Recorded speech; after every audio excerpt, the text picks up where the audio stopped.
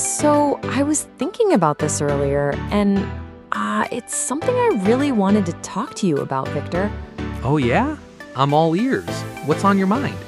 Okay, so, you know how in every English textbook, like the first lesson is always, "How are you?" And the answer is always, "I'm fine, thank you. And you?"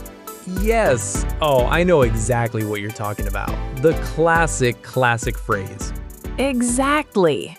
But I feel like nobody, well, almost nobody, actually says that in real life. It sounds a little robotic, right? Absolutely. It's what we call textbook English. It's grammatically perfect, but it's not what you hear on the street or with friends. And that's what we're all about here on the Serena English Podcast, right? Real English. Mm-hmm. Yeah. So I thought today we could just talk about it, how to answer "How are you?"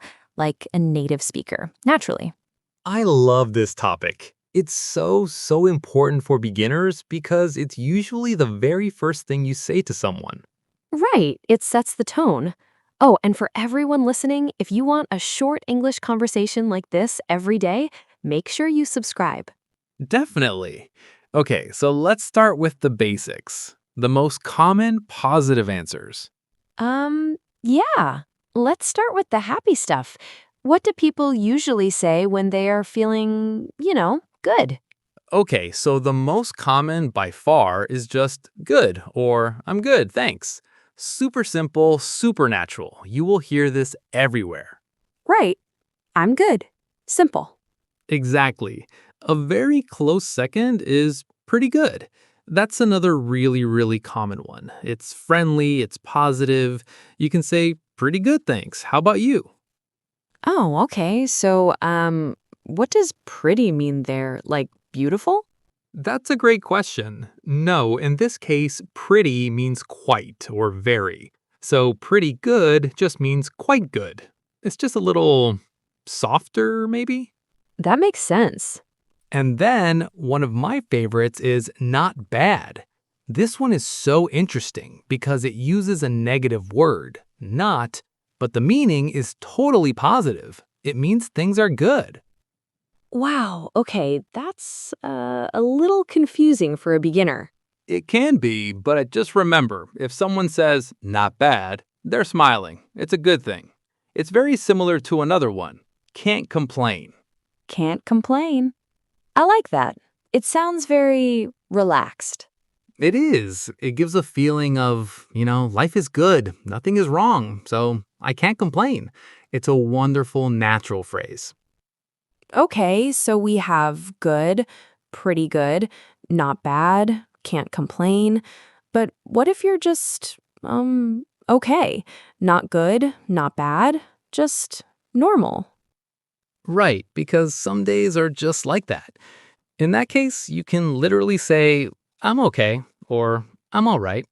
Okay, all right. Yeah, doing all right is very natural. It's a simple, honest answer, and it doesn't give a lot of detail. And that's fine. So people won't think I'm sad if I say I'm okay? No, not usually. The key is your tone of voice. A simple, I'm okay, thanks, you, is perfectly normal. Uh-huh. Another really good one for this feeling is same old, same old. It means nothing new or exciting has happened. Life is just the same as it was yesterday. It's very casual. Same old, same old. I like that one. It's kind of fun to say. It is. And there's also hanging in there. This one is a little different. It suggests that maybe things have been a little difficult, a little stressful, but you're managing, you're surviving. Oh, hanging in there? Like you're holding on to a rope? Exactly that image, like you're holding on. You might say this on a Friday after a very long week at work. Someone asks, how are you? And you say, hanging in there. That makes so much sense. Okay, I'm learning a lot. But what if I'm feeling amazing? Like I just got good news or I'm just having a really great day. What can I say then? Oh, this is the fun stuff. If you're feeling really good, you can use bigger, more powerful words like, I'm doing great or fantastic. Fantastic. Yes, or even couldn't be better. This is a strong one. It literally means my life is at its best point right now. Wow. So you should only use that if you, really mean it? I would say so, yeah. When you use these big words like great or never better, the other person will probably ask, oh yeah? Why? So be ready to share your good news. That's a really good tip. So don't say fantastic unless you have something fantastic to share. Exactly. It just helps the conversation flow naturally. Okay, this is amazing, but here's a difficult question. What if you're having a bad day? Is it okay to say that? That is such an important question. And the answer is, it depends. If you're talking to a close friend, you can be honest. But if it's a colleague or someone you don't know well, you usually want to be polite but not share too much detail. Right, that makes sense. So, what are some polite ways to say you're not okay? A great polite phrase is, I've been better. It clearly says you're not having a good day, but it also signals that you probably don't want to talk about it. I've been better. Wow. Yeah, that's really clear. Another option is to give a simple, small reason. For example, a little tired, to be honest, or feeling a bit under the weather. Under the weather? What does that mean? It's a common idiom that just means feeling a little sick. Not very sick, just not 100%. Feeling a bit under the weather. This is all so useful. One last thing. The second part of the phrase, and you, is that the best way to ask the question back?